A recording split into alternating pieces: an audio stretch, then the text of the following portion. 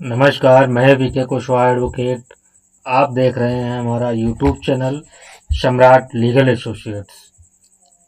Rajasthan APO का paper 2 सितंबर को निर्धारित है और पॉक्सो एक्ट से संबंधित प्रश्न भी उसमें आने हैं। इसलिए आज इस एमसीक्यू सीरीज में जो महत्वपूर्ण प्रश्न हैं, जो परीक्षाओं में पूछे जाते हैं, उन प्रश्नों की सीरीज लेकर के आया हूं। उससे पहले, उन प्रश्नों को हल करने से पहले हम समझ लें कि इस अधिनियम को सरसरी तौर पर इसका नाम जो है वो पॉक्सो एक्ट 2012 है। इसका अधिनियम संख्यांक 32 है। 19 जून 2012 को इसे राष्ट्रपति के द्वारा स्वीकृति दी गई और 14 नवंबर 2012 को ये लागू हुआ। इसमें कुल जो है वो 46 धाराएं हैं और 9 अध्याय हैं। इसका जो संशोधन अधिनियम 2019 था वो 5 अगस्त 2019 को स्वीकृत हुआ और 6 को उसका गजट हुआ था। आइए शुरू करते हैं प्रश्न नंबर 1 से। प्रश्न नंबर 1,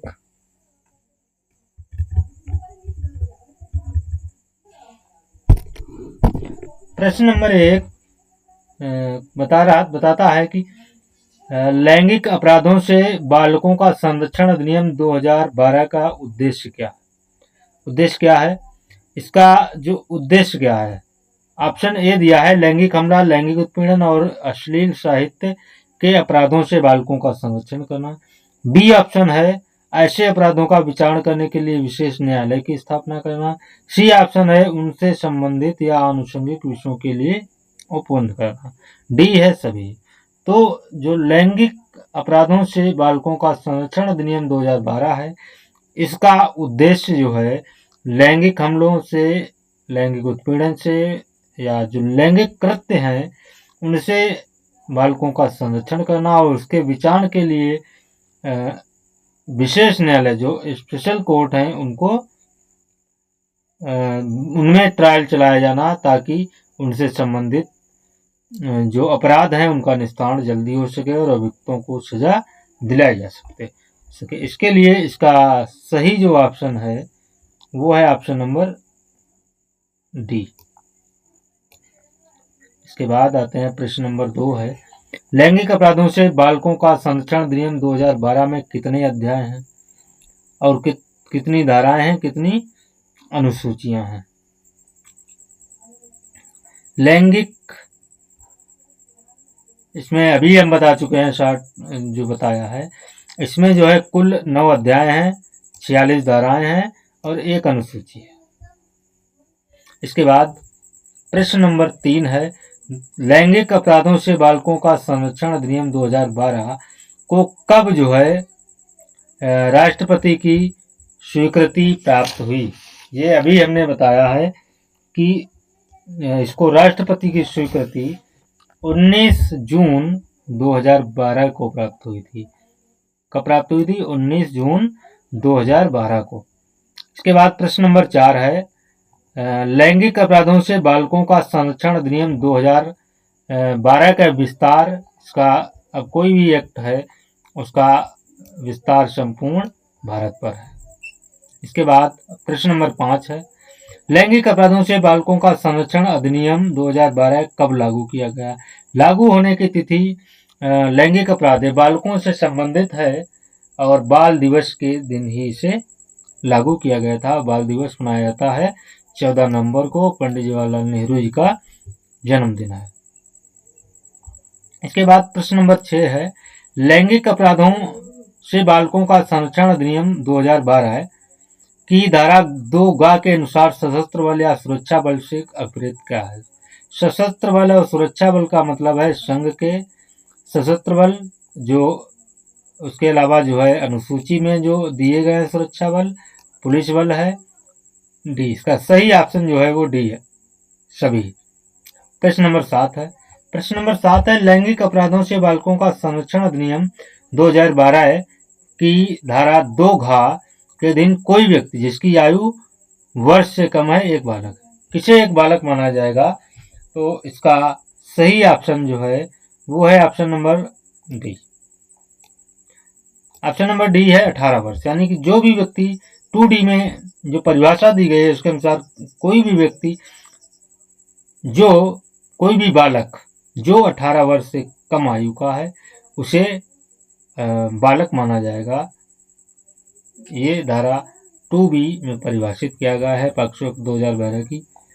इसके बाद प्रश्न नंबर 8 है, लैंगिक अपराधों से बालकों का संरक्षण अधिनियम 2012 में बालकों से अभिप्रेत क्या है? बालकों से मतलब है वो व्यक्ति जिसकी आयु 18 वर्ष से कम है, और इसके अंतर्गत मेल और फीमेल्स दोनों आते हैं। इसके बाद आ जाइए प्रश्न नंबर 9 पर, लैंगिक अपराधों से बालकों का संरक्षण अधिनियम 2012 की धारा 2 के अनुसार घरेलू संबंध का क्या अर्थ होगा? घरेलू संबंध का अर्थ जो है घरेलू हिंसा से महिलाओं का संरक्षण अधिनियम 2012 की जो धारा दी है 2(4) उसके अनुसार जो घरेलू हिंसा का संबंध है वही इसमें भी माना जाएगा। इसके बाद प्रश्न नंबर है 10, लैंगिक अपराधों से बालकों का संरक्षण अधिनियम 2012 की धारा 2(j) के अनुसार धार्मिक संस्था का अर्थ जो है वो लगाया जाएगा। क्या लगाया जाएगा? इसका सही ऑप्शन जो है वो है ए, धार्मिक संस्था दुरुपयोग निवारण अधिनियम 1988। इसका अधिनियम संख्यांक 41 है। इसके बाद प्रश्न नंबर 11, लैंगिक अपराधों से बालकों का संरक्षण अधिनियम 2012 की धारा 2(टा) में ऐसी गृहस्थी से जहां अपराध से अधिरोपित व्यक्ति किसी प्रक्रम पर बालक के साथ घरेलू संबंधी के रूप में रहा है, ऐसा व्यक्ति माना जाएगा। ऐसा व्यक्ति को क्या माना जाएगा? जो किसी भी समय बालक के साथ घरेलू उसमें रहा है तो उसे माना जाएगा साझी गृहस्थी में वो रहा है, ऐसा माना जाएगा। इसके बाद प्रश्न नंबर है 12, लैंगिक अपराधों से बालकों का संरक्षण अधिनियम 2012 की धारा 2(ठ) के अनुसार विशेष न्यायालय से क्या अभिप्रेत है? विशेष न्यायालय का मतलब है जो पॉक्सो एक्ट 2012 की धारा 28 में जो न्यायालय बताया गया है वो विशेष न्यायालय होगा, और विशेष न्यायालय है वो सेशन न्यायालय होगा। इसे राज्य सरकार जो है मुख्य न्यायाधीश जो हाई कोर्ट के हैं उनकी कंसेंट से इस प्रकार के जो स्पेशल कोर्ट हैं वो गठित करेंगी और वो सेशन कोर्ट होंगे। इसके बाद प्रश्न नंबर 13 है, लैंगिक अपराधों से बालकों का संरक्षण अधिनियम 2012 की धारा 2(ट) के अनुसार विशेष लोक अभियोजक। विशेष लोक अभियोजक का मतलब है धारा 32 के अधीन नियुक्त कोई अभियोजक, और इसके लिए एलिजिबिलिटी क्या होनी चाहिए? इसके लिए एलिजिबिलिटी होनी चाहिए 7 ईयर उसे एडवोकेसी की जो है प्रैक्टिस होना अनिवार्य है। जो विशेष लोक अभियोजक बनाया जाएगा वो ऐसा व्यक्ति बनाया जाएगा जिसे 7 वर्ष तक जो है अधिवक्ता के रूप में उसने वकालत की हो। इसके बाद प्रश्न नंबर है 14। प्रश्न नंबर 14 बात करता है कि धारा 2 के अनुसार उन शब्दों और पदों के जो इस अधिनियम में प्रयुक्त हैं और परिभाषित नहीं हैं वही अर्थ होगा जो आईपीसी में है, सीआरपीसी में है, किशोर न्याय अधिनियम में है और उपरोक्त सभी। इसका सही ऑप्शन जो है वो डी है। यानी कि इनमें जो अर्थ दिया गया है अगर उसे पॉक्सो एक्ट में परिभाषित नहीं किया गया है, अगर वो आईपीसी, सीआरपीसी और जेजे एक्ट और आईटी एक्ट में परिभाषित है तो उसका अर्थ भी यही लगाया जाएगा। इसके बाद प्रश्न नंबर है 15, लैंगिक अपराधों से बालकों का संरक्षण अधिनियम 2012 की किस धारा में प्रवेशन लैंगिक हमले को परिभाषित किया गया है? प्रवेशन लैंगिक हमले को परिभाषा की बात करें तो धारा 3 में, और अगर पनिशमेंट की बात करें तो उसके लिए धारा 4। कोई व्यक्ति प्रवेशन लैंगिक हमला करता है यदि वह option number A, option number B, option number C. इसका सही ऑप्शन है डी, यानी कि उपरोक्त तीनों प्रकार में से किसी भी एक प्रकार का अगर अपराध कारित करता है तो ये माना जाएगा कि उसने बालक के साथ प्रवेशन लैंगिक हमला कारित किया है। इसके बाद प्रश्न नंबर 17 है। 17 कहता है कि प्रवेशन लैंगिक हमले के लिए दंड का उपबंध अभी ऊपर बता चुके हैं। इसके लिए दंड का उपबंध धारा 4 में दिया गया है।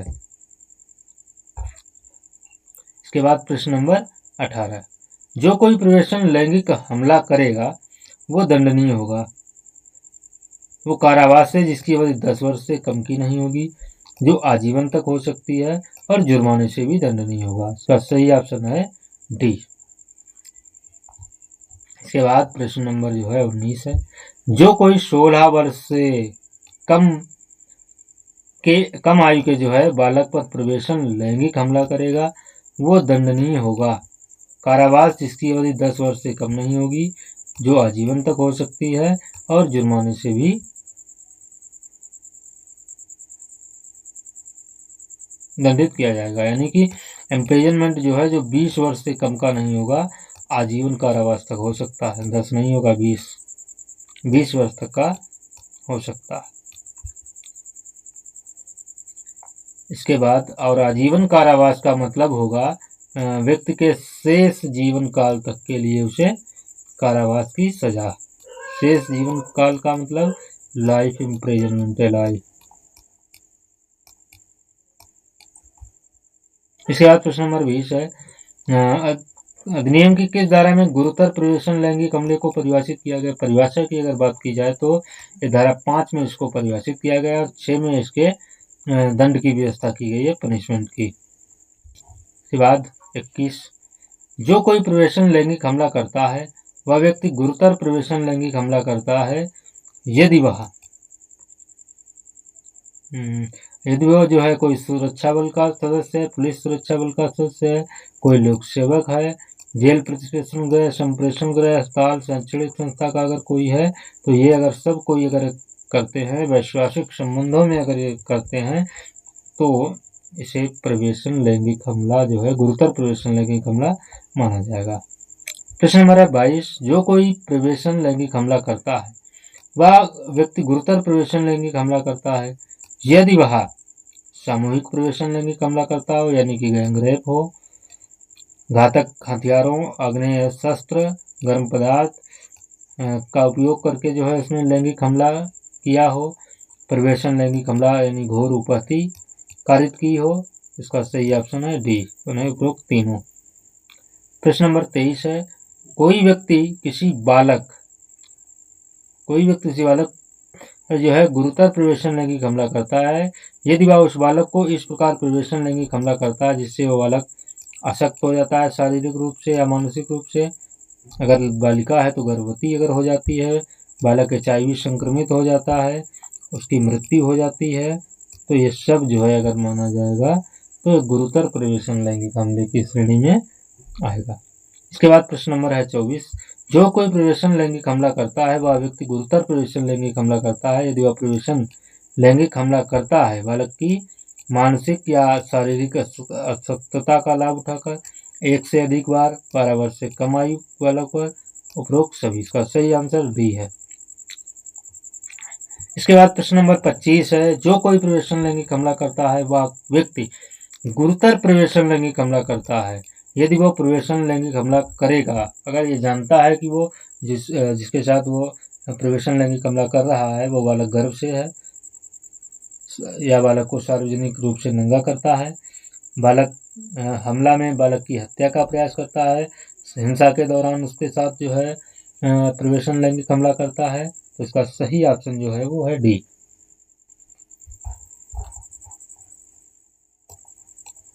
इसके बाद प्रश्न नंबर है 26, कोई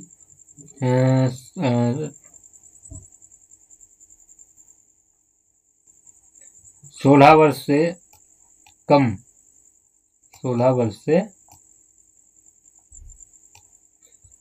आयु के किसी बालक पर जो है अगर प्रवेशन लैंगिक हमला करता है तो माना जाएगा कि उसने गुरुतर प्रवेशन लैंगिक हमला किया।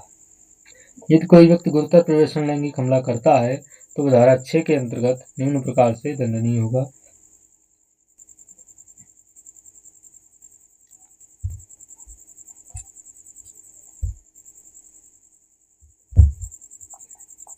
कारावास से जो 3 वर्ष से कम का नहीं होगा किंतु आजीवन तक हो सकता है।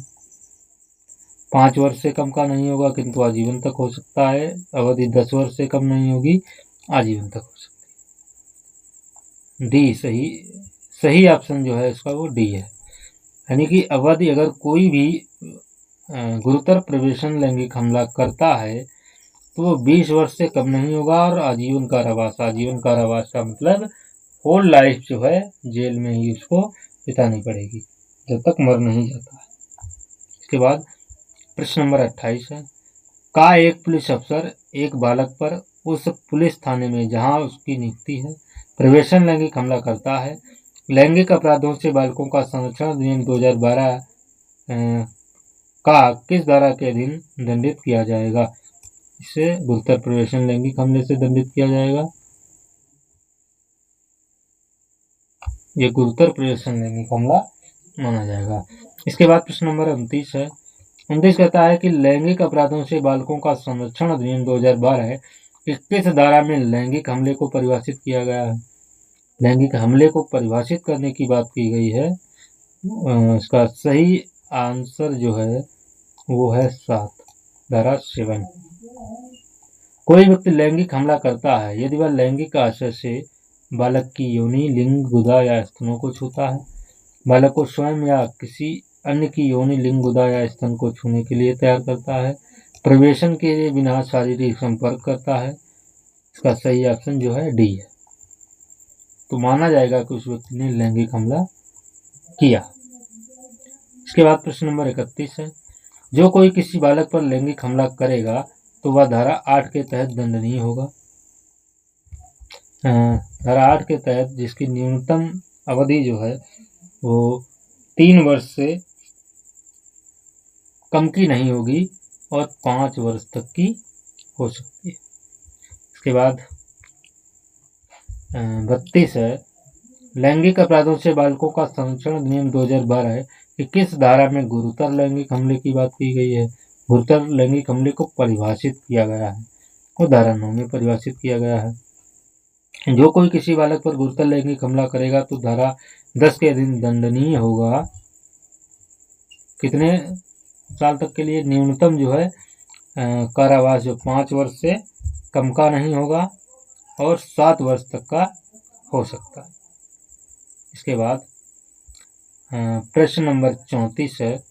लैंगिक अपराधों से बालकों का संरक्षण अधिनियम 2012 है कि किस धारा के अंतर्गत लैंगिक उत्पीड़न को परिभाषित किया गया है? लैंगिक उत्पीड़न को परिभाषित किया गया है। लैंगिक उत्पीड़न की परिभाषा की अगर बात की जाए तो 11 में इसे परिभाषित किया गया है। यदि किसी व्यक्ति पर लैंगिक उत्पीड़न करता है, यदि वह लैंगिक आशय से अगर करता है, बालक को कोई शब्द कहता है, ध्वनि या अंग विक्षेप करता है, कोई वस्तु या शरीर के भाग को प्रदर्शित करता है, बालक से अपने शरीर का कोई भाग प्रदर्शित करने के लिए कहता है, इसका सही ऑप्शन जो है वो डी होगा। इसके बाद प्रश्न नंबर है 36। धारा 11 के अंतर्गत लैंगिक आशय में अंतर्विष्ट कोई प्रश्न जो है ये तथ्य का प्रश्न है, विधि का प्रश्न है, तथ्य एवं विधि का मिश्रित प्रश्न है, उपरोक्त सभी। धारा 11 के अंदर लैंगिक आशय के अंतर्विष्ट कोई प्रश्न है, ये क्वेश्चन ऑफ फैक्ट का होगा, तथ्य का प्रश्न होगा। सो गाइस ये थे क्वेश्चन नंबर 36 तक जो बहुत ही इम्पोर्टेंट हैं और परीक्षाओं में अक्सर पूछे जाते हैं। और राजस्थान एपीयू की परीक्षा में 3 से 4 क्वेश्चन जो है पॉक्सो एक्ट से संबंधित जरूर पूछे जाएंगे। इसके आगे के क्वेश्चनों के साथ फिर मिलेंगे। Thank you.